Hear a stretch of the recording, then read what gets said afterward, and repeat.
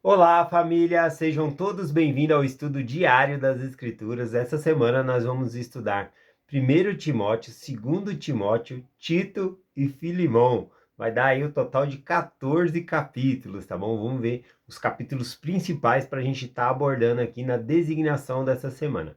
Algo bem comum, ou seja, que tem em comum entre essas cartas aqui, é que as cartas anteriores o apóstolo Paulo estava dirigindo aos membros da igreja, mandava carta aos Colossenses, mandou carta aos Tessalonicenses, aos Coríntios, né? Agora ele está mandando cartas pessoais, são para pessoas, amigos dele, tá bom? Timóteo, Tito, Filemão, então eram cartas pessoais para essas pessoas aqui, tá bom? E apesar de ser cartas pessoais, a gente observa, por exemplo, na carta aqui a Timóteo, que ele está ensinando doutrina, que ele está fazendo. Ó, na época, por exemplo, o Timóteo ele estava liderando a igreja em Éfeso.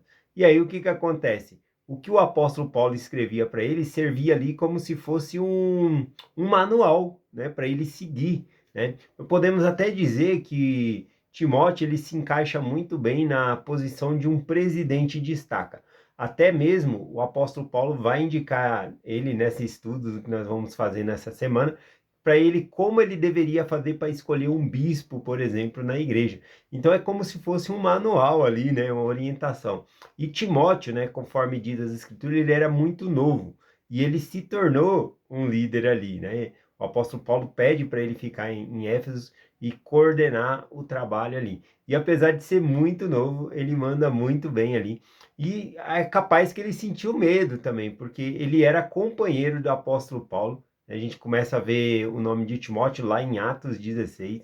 E ele é um dos principais colaboradores de Paulo, né? Companheiro para todo lado ali. E ele tinha como se fosse um mentor dele. E agora a gente vê que Paulo, mesmo estando longe, ele estava sendo mentor também de Timóteo, né, para que ele coordenasse o trabalho ali. Então, eram cartas no sentido pessoal para Timóteo, mas também servia de instrução ali, como ele deveria agir como líder ali também, tá bom? Então, dado esse contexto histórico aqui, vamos começar aqui no versículo 2, né? O versículo 1 fala das saudações aqui a Timóteo, o versículo 2 diz assim: a Timóteo, meu verdadeiro filho na fé, né? Então, conforme eu falei lá em Atos 16, versículo 1, é a primeira vez que aparece Timóteo. E aí ele fala nesse sentido fraternal mesmo, meu filho na fé, né? O apóstolo Paulo era como se fosse o pai ali de Timóteo, ele tinha esse sentimento fraternal aqui, tá bom?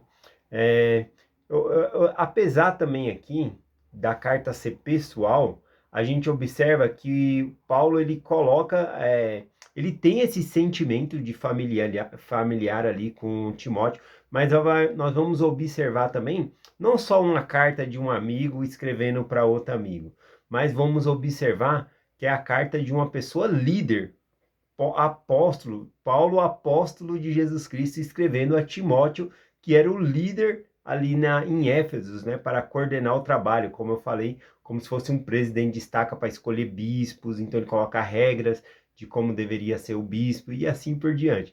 Então, a gente observa aqui, apesar de ter esse sentimento de amor aqui, fraternal, né, o apóstolo Paulo às vezes põe esse sentimento de lado para ensinar ali o Timóteo, né? Isso me lembrou uma experiência de uma irmã que o bispo tratava ela com muito amor. E o bispo até chamava ela de maninha, né? Porque ela era uma pessoa com mais idade e ele tinha esse afeto por essa irmã e falava maninha, né? Mas teve um dia que o bispo precisou chamar a atenção dessa irmã, então chamou a irmã para o bispado, mas chamou pelo nome, né? A irmã já estranhou, né? E aí, quando sentou lá para conversar, ele pegou e falou: olha, hoje eu tô aqui para te falar, não como minha maninha, né? Ou eu, o seu filho. Hoje eu tô para te falar aqui como o seu presidente, né? Não sei se ele era presidente do ramo ou como bispo, né? Eu estou aqui para te falar como líder.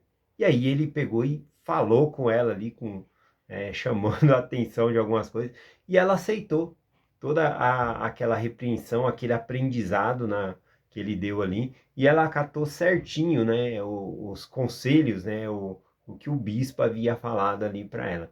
Então nós, como líderes, sim, temos que ter amizade com todos, abraçar todos, cumprimentar, ser cordiais, gentil, como ensina as escrituras, como a escritura que eu li ontem, né, falando do ósculo santo ali, tem cultura que não vai ter o ósculo, como eu falei, mas o princípio é ser gentil. Como líder, nós temos que ser gentil com todas as pessoas. Porém, quando você está tratando das coisas ali, da questão do chamado, você também precisa exercer o seu chamado, né? Então, o bispo colocou de lado aquele sentimento e chamou a irmã ali para conversar a respeito de algumas coisas que precisava melhorar, tá bom? Então, achei muito interessante, foi muito bom estudar essa carta aqui, né? Que eu acabei tendo alguns sentimentos aqui. Vamos lá então, aqui o versículo 3 diz assim: Como te roguei, quando parti para a Macedônia, que ficasse em Éfeso, para que advertires algum, que não ensinam outra doutrina. Tava algumas pessoas ensinando heresias, né, palavras falsas lá em Éfeso. E aqui o apóstolo Paulo pede, então, ó, quando eu parti para a Macedônia, eu pedi que ficasse em Éfeso, né? Aqui, né, a tradução seria como vigorosamente ele pediu, fique aqui, né? Fique onde você está, né? O que nós podemos imaginar aqui? Olha, o apóstolo Paulo, ele era uma luz, né? Ele influenciava as pessoas, ajudava as pessoas. Timóteo, ele era companheiro mais novo ali do apóstolo Paulo e ele se tornou uma luz também. E duas luzes, duas lâmpadas no mesmo poste, né? Às vezes não combinam. Então o apóstolo Paulo foi para outro local, foi como ele disse aqui, para Macedônia, e ele deixou Timóteo ali em Éfeso para iluminar, para ajudar ali os membros. Então é muito importante, né, na questão da igreja, ter líderes em vários locais, né, para ajudar a igreja a crescer em vários locais também, tá bom? E sempre quando nós formos pensar em alguém também no nosso chamado, para chamar, para ser conselheiro. Por exemplo, vou dar um exemplo prático, né? Eu estava precisando de um conselheiro no coro de elders, né? E eu orei, busquei, e veio um nome na minha mente, um irmão, e ele já estava com um chamado lá na primária, né? E eu fiquei muito assim, nossa, com o coração apertado. Nossa, se eu tirar esse irmão da primária, vai ser bem difícil lá também, né? E eu passei o nome pro bispado. O bispado, ele tem essa questão de fazer essa avaliação se o chamado vai ser para bom para o irmão, se vai ajudar no coro de elders, se não vai prejudicar a primária também, porque vai precisar chamar outra pessoa para lá, e era uma pessoa que, ó, podia contar com a pessoa lá, né? E a gente tem essa preocupação também de não podemos defasar uma organização em prol de outra, né? Todas as organizações são importantes. Então, a lâmpada, não podemos ter várias luzes no mesmo poste, porque já tem uma finalidade. Então, tem que distribuir, né, essas luzes, né, conforme eu estou falando aqui, né? Então, aqui o apóstolo Paulo, então, pede para que Timóteo fique em Éfeso, tá bom? E adverta alguns ali, né? Advertir é chamar a atenção aqui no caso, tá bom? Então, vamos lá, versículo 4 aqui diz assim: nem se deem a fábulas, nem a genealogias intermináveis, dos que mais produzem questões do que edificação de Deus, que consiste na fé. Assim faço agora. Aqui o apóstolo Paulo tá falando, né, sobre que era para advertir alguns, chamar a atenção de alguns ali, Timóteo deveria chamar. Por quê? Por conta das fábulas, fábulas e genealogia. A fábulas aqui, né, no grego, significa mitos, mitologia grega. Os gregos gostavam muito de ficar ouvindo histórias, fábulas, gostavam de aprender coisas novas, né? Mas não podemos nos esquecer do que é a verdade, né? Inclusive nesses versículos ele vai falar mais sobre isso aqui. Aqui quando ele fala de genealogia intermináveis, né? A gente sabe que nós fazemos um trabalho de genealogia, tem centro de genealogia, tem o Family Search que pesquisa, tá bom? Aqui o que o apóstolo Paulo está querendo dizer aqui com genealogia intermináveis? Aqui, né, na cultura deles, a gente tem que pegar e aplicar lá. Não, ninguém pode pegar esse versículo e falar, olha ali, vocês ficam fazendo genealogia, não tem nada a ver. Aqui a questão lá é na questão deles pegar a genealogia e dizer, eu sou da família tal, né? Meu avô é uma pessoa importante e querer se valer em cima dos seus antepassados, né? Um exemplo prático aqui, os judeus também faziam isso, tá bom? Lá em João capítulo 8, versículo 39, veja só o que acontece, né? Responderam e disseram: Nosso pai é Abraão, né? Eles pegaram e falaram para Jesus que nós temos por pai Abraão, né? Eles sabendo que de Abraão era os eleitos de Deus, os que tinham convênio com o Senhor, o povo privilegiado, então ele fala, nossa descendência é Abraão. O que Jesus Cristo respondia, né? Ele falava assim, até dessa pedra aqui Deus pode levantar descendência de Abraão, né? Então não é o fato de você ter vamos colocar um exemplo prático aqui, né? Se o seu pai fosse o profeta, não significa que você vai ser um profeta ou que você está salvo porque o seu pai é um líder na igreja. Cada um tem que trilhar o seu próprio caminho, tem que fazer as suas escolhas, tá bom? Então, não é porque é filho do bispo ou filho de não sei quem, a gente tem que criar essa imagem na cabeça ou depois falar assim, não, eu sou filho de... Se valer em cima da qualidade de antepassados, ou bisavô, ou assim por diante, né? E era muito também o que os judeus faziam, né? Nós somos descendência de Abraão. Então, quando ele está falando de genealogia interminável, seria isso, né? No sentido desse aqui, não quer dizer no sentido que nós falamos aqui. Inclusive, Jesus Cristo pega e responde para eles assim, ó, vós tende por pai o diabo, né? Não é Abraão, não. E quereis fazer e realizar o desejo do vosso pai e que foi homicida desde o princípio e não permaneceu na verdade. Os judeus pegaram em pedra para matar Jesus Cristo e estavam falando, nós temos por pai Abraão. Abraão não apredejou ninguém ali. Então, o pai de vocês é o diabo, porque é as obras que mostram a sua filiação. É isso que Jesus Cristo mostra, né? Ainda mais quando ele fala lá, até dessa pedra, né? Deus pode levantar uma descendência de Abraão. Então, não podemos nos valer. Isso acontece em nossos dias como, né? Uma pessoa pegar, eu já dei o exemplo aqui de liderança, mas também a pessoa fala assim, eu sou o irmão do Luan Santana, né? Ou será o quê? Se valer em cima de outras pessoas, né? É isso que significa aqui. Então, para nós, essa questão de genealogia, nós não nos valemos em cima de outra pessoa, né? A gente não faz genealogia para falar, olha quanta genealogia. Não, a gente faz histórias da família, a gente pega esses nomes e a gente não quer receber crédito por conta da nossa genealogia. Ao contrário, a gente quer fornecer, a gente quer pegar os nomes que nós pesquisamos e levamos até o templo. Para quê? Para fazer o que o profeta pediu, fazer a coligação de Israel dos dois lados do véu. Então é isso que significa aqui. Versículo 5 diz assim: ora, o fim do mandamento é a caridade, de coração puro e de uma boa consciência, de que uma fé não fingida. Aqui ele está falando da finalidade, né? O fim do mandamento, qual que é a finalidade? Qual o propósito de nós guardarmos o mandamento? Aqui ele fala, o propósito do mandamento é a caridade. A palavra caridade aqui também cabe na palavra amor. Então, o propósito de nós guardarmos os mandamentos é o amor. Então, é isso, tá bom? Então, ele traz essa prática aqui, falando não com fé fingida, mas fazer de amor. Trazendo para o texto anterior, a questão da genealogia, a gente faz genealogia não para ser melhor do que outras pessoas, né? Não é com a fé fingida, mas de coração, querendo ajudar aí os antepassados. Continuando, versículo 6 diz, do que se desviando alguns, se entregaram a vã contendas, debate, brigas, né? Confusão que não produz bem nenhum, né? Estavam discutindo, conforme eu falei, os mitos, né? Ali que ele estava falando, as fábulas, né, gregas ali. Então, eram discussões que não levavam a lugar nenhum. Perguntas erradas geravam respostas erradas e assim por diante ia se tornando cada vez pior ali. Algo muito importante, né? Não é que nós não podemos debater sobre o evangelho e algumas coisas que nós temos dificuldade. Eu tenho as minhas opiniões sobre algumas doutrinas, eu tenho minhas opiniões sobre várias escrituras, né? A maneira que eu enxergo aquelas escrituras.